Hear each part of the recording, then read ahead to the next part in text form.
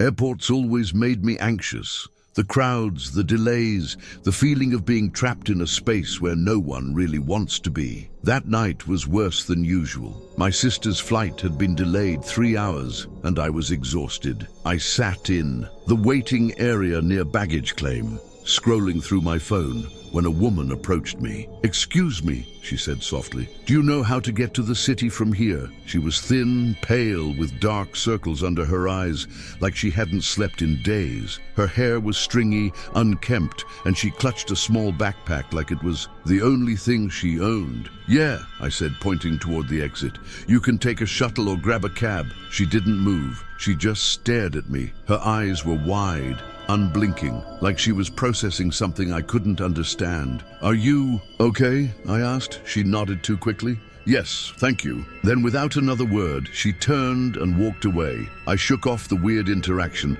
and went back to scrolling my phone. But 10 minutes later, I got that strange feeling, the one where you just know you're being watched. I looked up. That woman was standing in the distance, half hidden behind a pillar, and she was staring right at me. A cold chill ran through my body. I glanced around. The airport was busy, dozens of people moving, talking, waiting, yet she stood perfectly still, eyes locked onto mine. I shifted uncomfortably, pretending to check my phone. Maybe she was just spaced out. Maybe I was overreacting. But when I looked up again, she was closer. I forced myself to look away, pretending she wasn't there. 5 minutes passed, then 10. When I looked again, she was gone. A wave of relief washed over me. Maybe she had just been zoned out, lost in thought. Maybe she had left the airport entirely. I tried to convince myself of that. But when my sister's flight finally landed and we headed toward the parking lot, I saw her again,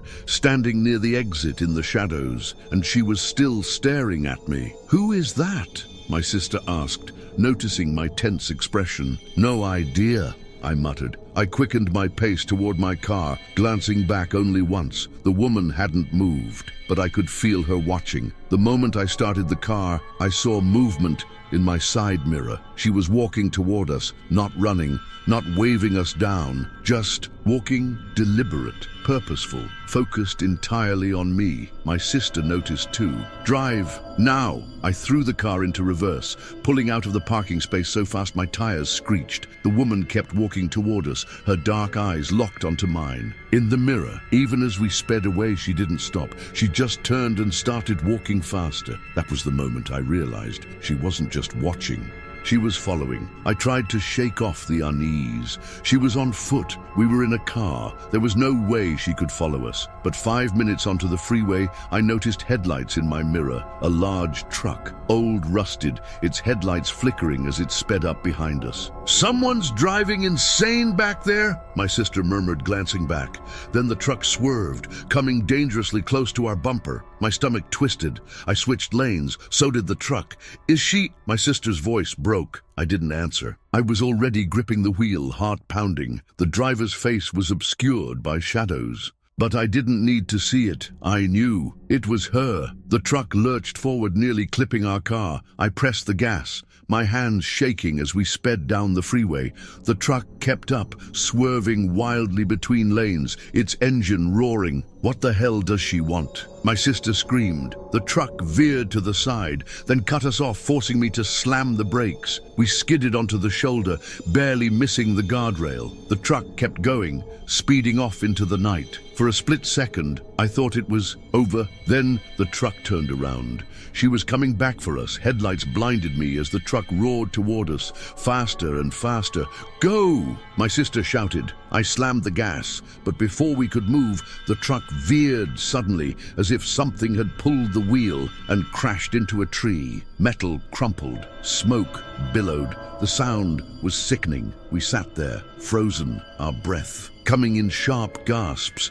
Then slowly my sister whispered, "Do you think she's dead?" Minutes later, flashing blue and red lights filled the road. The police arrived, dragging the woman from the wreck. She was alive, barely, and that's when we got the final piece of the puzzle. She wasn't a ghost. She wasn't possessed. She was high on drugs. Her system flooded with hallucinogens and stimulants. That explained the erratic behavior, the staring, the obsession. But even as they took her away, strapped to a gurney, something about her still felt wrong. She turned her head one last time, and with a broken, twisted smile, she winked at me. We never got a real answer about who she was, just a name, a vague police report, a label, mentally unstable individual. But I know what I saw, and sometimes late at night I wonder, was she really just a stranger, or did she already know me? I should have ignored him. That's what I keep telling myself. If I had just kept my head down, maybe he wouldn't have noticed me. Maybe he wouldn't have followed me. It started on a late-night flight from Atlanta to Baltimore. I was exhausted, barely paying attention as I slumped into my seat. The man next to me looked normal. Mid-40s, neatly dressed, an old leather briefcase tucked under his seat. "Business trip?" he asked, flashing a polite smile. "Something like that," I muttered, turning toward the window. I didn't want to talk, but he kept trying to pull me into a conversation. At first, it was just small talk, where I was from, where I was headed. Then his questions got stranger. "Do you live alone?" I hesitated. "Why?" he chuckled. "Just curious." I tried to ignore the unease twisting in my stomach. Maybe he was just awkward, but when the flight landed and I hurried toward baggage claim, I spotted him again. He was sitting at a coffee shop near the terminal, and he was watching me. At first, I dismissed it as coincidence. Airports are crowded. Maybe he just happened to have a layover, but something felt wrong. He wasn't looking around. He wasn't checking his phone.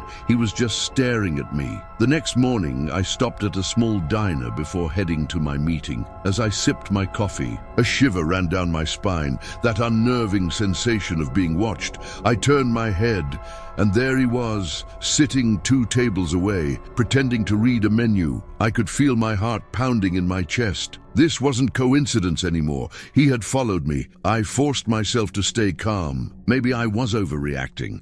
Maybe it really was just a coincidence. But I had to know. I stood up, walked over, and forced a polite smile. "Hey, didn't we just fly in together?" For a moment, he looked genuinely confused. Then his lips curled into a slow smile. "Did we?" Something about the way he said it made my stomach turn. I should have walked away, but then he leaned in, lowering his voice. "I like to stalk people." I froze. He wasn't joking. His smile didn't fade. He just sat there watching me process his words. A sick, twisted game. I backed away, nearly knocking over my chair. "Stay the hell away from me." He just laughed, and I ran. That night I triple-checked the locks on my hotel door. I told myself it was fine.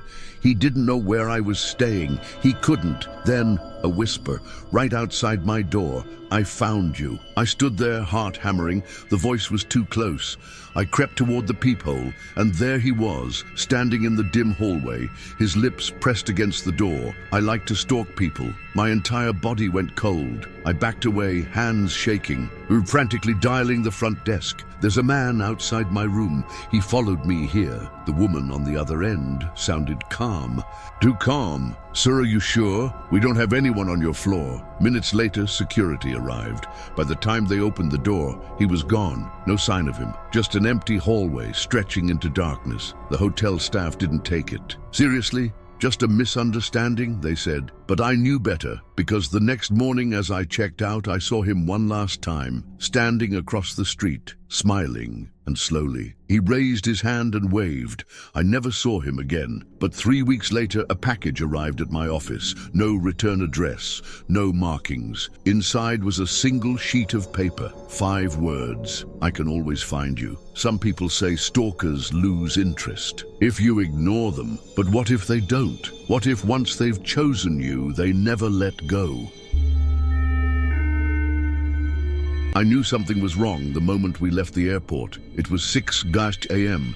The roads were mostly empty, and the world felt quiet, too quiet. I had just picked up my friend Josh after his red-eye flight. We were both exhausted, barely speaking as I pulled out of the parking lot. That's when we saw it, a black sedan, parked awkwardly in the middle of the exit lane, blocking the way. I honked once. No response. I honked again. Still nothing. Then, just as I was about to lean out and say something, the driver flipped me off without even looking back. Josh let out a tired laugh. What the hell's his problem? I don't know, I muttered, my fingers tightening on the wheel. Something about this didn't feel right, and I was about to find out why. I managed to maneuver around the sedan and pulled onto the highway. For a few minutes, everything seemed fine. Then Josh glanced at the side mirror. Dude, I think he's following us. I checked the mirror. The black sedan was there, a few cars behind us. Probably just going the same way, I said, trying to shake the unease creeping up my spine.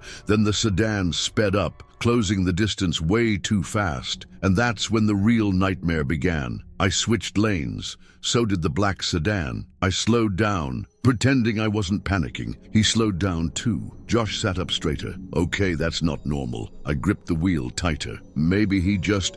Before I could finish my sentence, the sedan swerved violently, nearly clipping my bumper. I slammed the horn. The driver didn't react. No hand gestures, no yelling, just pure silence as he stayed right on our tail. I could feel my pulse in my throat. We need to lose him. I took the next exit, hoping to shake him off. He followed. I made a sharp right. So did he. Josh's voice was shaking now. What the hell does he want? I didn't answer, because deep down, I knew. This wasn't road rage anymore. This was something else. The road ahead was empty. No other cars. No open stores. Just miles of concrete, stretching into the early morning fog. That's when the sedan sped up again and nearly rammed into us. "Oh, shit!" Josh yelled. I swerved into the opposite lane, barely missing the impact. I was shaking, gripping the wheel so tight my knuckles turned white.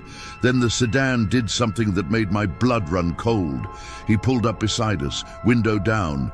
The first time I saw his face, he was expressionless. No anger, no frustration, just empty eyes staring straight at me as he matched my speed. Then, slowly, he tilted his head, like he was studying me. I wanted to scream. Instead, I did the only thing I could think of. I slammed the gas. "Go to a police station!" Josh shouted. It was our only option. I took a hard left, ignoring the stoplight, speeding toward the closest station. The sedan kept up, nearly sideswiping us. I could hear his engine roaring, feel the weight of his car, pushing closer and closer.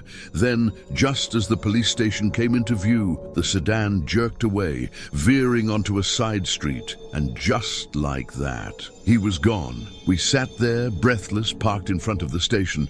Neither of us spoke for a long time. Then Josh whispered, "He wasn't just following us." I turned to him, still shaking. "What?" Josh swallowed hard. "Back when he pulled up next to us, I saw something." "Saw what?" I asked, my voice barely above a whisper.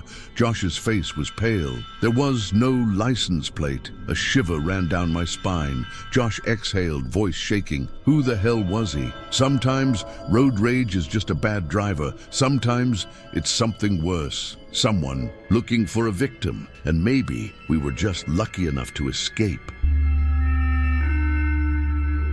Airports are supposed to be safe. They have security, cameras, and thousands of people moving in every direction. But none of that mattered, because when someone really wants to follow you, nothing will stop them. I was waiting for my flight at gate 32 when he approached me. A man in his late 30s, dressed in business casual, carrying nothing but a small backpack. "I know you," he said, smiling. I blinked. "Excuse me, we grew up together, right? Same neighborhood?" I stared at him, searching my memory. Nothing. No, I don't think so. His smile didn't fade. If anything, it widened.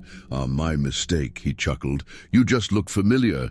Something about his calmness made my skin crawl. I gave a polite nod and turned away. That should have been the end of it, but it wasn't. 30 minutes later, I boarded my flight. I found my seat, got comfortable, and told myself I was overthinking things. Then I looked up and saw him, the same man, sitting 3 rows ahead of me. My stomach dropped. He wasn't supposed to be on this flight, because when he spoke to me earlier, he didn't have a boarding pass. I told myself it was a coincidence. It had to be. But then the plane took off, and he turned around. His eyes locked onto mine. He didn't blink, didn't smile, didn't look away.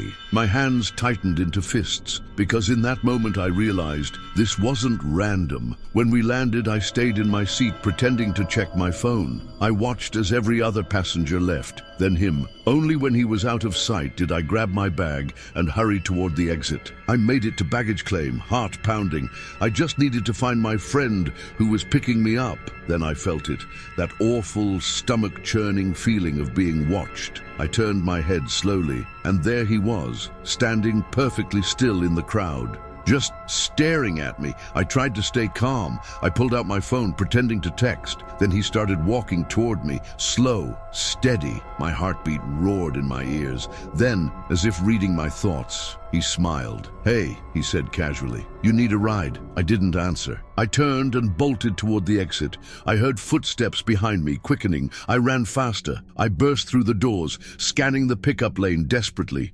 Then I saw my friend's car. I yanked open the door and jumped inside.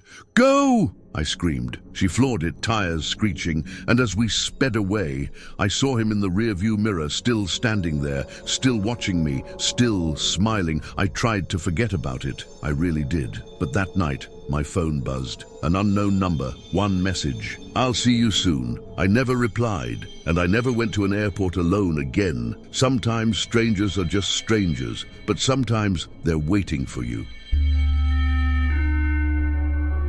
I landed late that night, exhausted from my flight. I just wanted to go home, take a shower and sleep, but someone was waiting for me, and she wasn't supposed to know where I lived. I had just stepped out of the taxi when my phone buzzed. Unknown number. I almost ignored it, but something in my gut told me to pick up. I answered. At first, silence, then a woman's voice. Soft, eerie. "You were on my flight." I stopped walking. My breath caught in my throat. I glanced around the empty parking lot. "Who is this?" The woman giggled. "I'm outside your apartment." I sprinted toward my building, fumbling with my keys. The hallway was silent, every door shut, the overhead lights flickering weakly. I turned the corner and froze. A silhouette stood at the far end of the hall, just outside my door. She wasn't knocking, she wasn't moving, she was just standing there waiting. My phone buzzed again. Another message. "Let me in." My stomach twisted. Who was she? And how the hell did she know where I lived? I crept closer, heart pounding, every instinct screaming at me to run. I peeked through the peephole and nearly screamed. She was right there, inches from the door. Her lips were moving, but no sound came out. She was whispering something. Then suddenly, she looked directly into the peephole, as if she could see me watching. I stumbled back.